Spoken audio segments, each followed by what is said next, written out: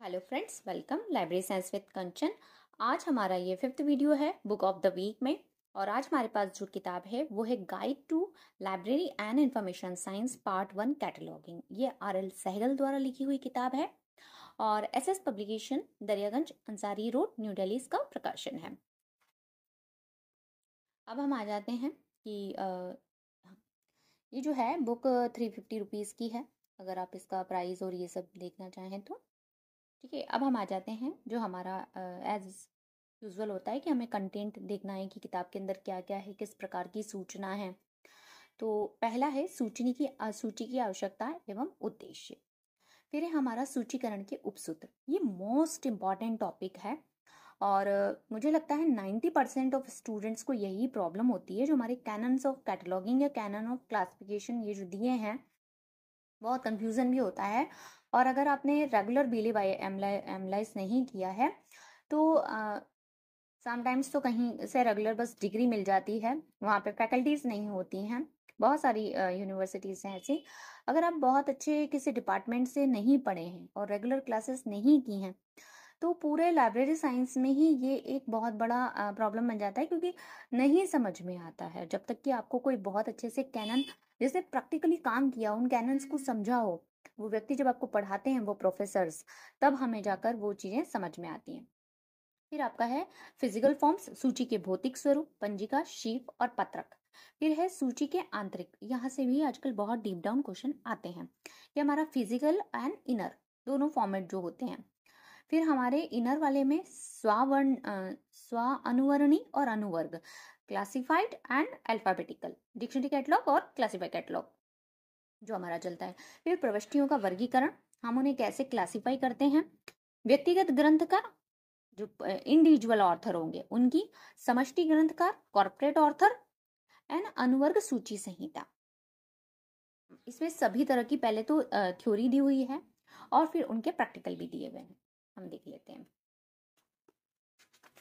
देखिए, सूची की आवश्यकता एवं उद्देश्य यहाँ से है। तो इसमें क्वेश्चन फॉर्मेट में बना के दे रखा है। जैसे बीली फैमिली में हमें लिखने के लिए आता है यूनिवर्सिटी में, तो हम किस तरह से पहले इंट्रो लिखेंगे, फिर हम डेफिनेशन लिखते हैं अपना। जब आप यूनिवर्सिटी के लिए, जब आंसर राइटिंग की बात आती है कि कैसे आंसर राइटिंग की जाए, तो उस आंसर, जैसे हम UPSC PSC वगैरह के लिए तैयारी करते हैं आंसर राइटिंग की, और यूनिवर्सिटी में भी अगर आपको आंसर राइटिंग बहुत अच्छे से आती है तो आपके मार्क्स ज़्यादा आने के चांसेस रहते हैं। ये उनके लिए है जो अभी बीली फैमिली कर रहे हैं। और किस तरह से आंसर लिखा जाना चाहिए कि पहले आप, वो क्वेश्चन आपसे पूछा गया है, आप उसे समझें और थोड़ा सा इंट्रो लिखें, उसके बाद डेफिनेशंस लिखें, फिर आपकी विशेषताएं, ये जो उसमें मेन प्रश्न पूछा गया है आप उस पर आइए और फिर उसे कंक्लूड करिए। इस तरह से प्रश्न हमें आंसर करना चाहिए। तो इसमें बहुत ही अच्छे तरीके से ये दे रखा है कि किस तरह से हमें क्या लिखना चाहिए। फिर है हमारा सूची का महत्व। फिर है हमारा कैनन ऑफ कैटलॉगिंग, है ना, कैनन ऑफ रिपोर्टेंस दे रखा है। फिर आपका कैनन ऑफ शॉर्ट हेडिंग दे रखा है, कैनन ऑफ कॉन्टेक्स्ट दे रखा है। तो ये अगर किताब आपके पास है तो आप ये सारे उपसूत्र बहुत अच्छे से हिंदी भाषा में समझ सकते हैं, जान सकते हैं। कोशिश करूंगी कि इन पे एक एक डिटेल वीडियो मैं बना पाऊँ सारे कैनन्स पे। फिर हमारे फिजिकल फॉर्म, रजिस्टर फॉर्मेट पहले चलता था, फिर शीट चलता था, फिर हमने कार्ड कैटलॉग, एंड नाउ हम ओपेक यूज कर रहे हैं। तो कैसे अल्फाबेटिकली अरेंज होते हैं, A to D, D to Z।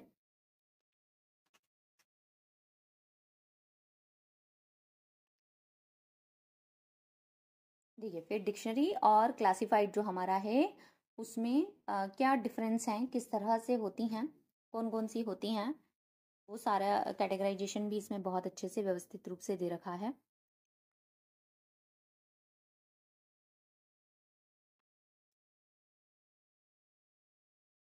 फिर ये जिस तरह से क्वेश्चन हमें आता है कि ग्रंथ निर्देश प्रविष्टियों को समझाइए, ये कितने प्रकार की होती हैं, तो हमें बुक इंडेक्स एंट्रीज डिफाइन करनी होती हैं। ये सारा मतलब बहुत हेल्पफुल है अगर आप बीली फैमिली कर रहे हैं तो।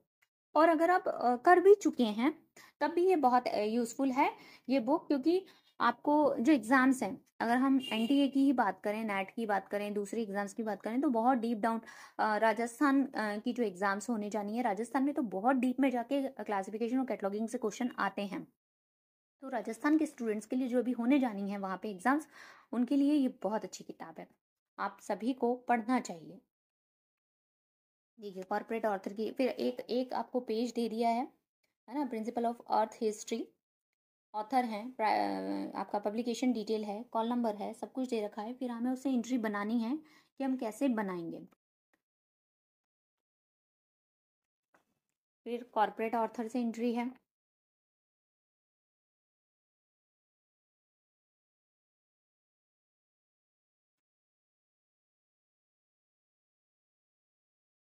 तो आई होप आप सभी को वीडियो अच्छा लगा होगा। Please comment, share and like and also subscribe my channel and also share with your friends. Thank you.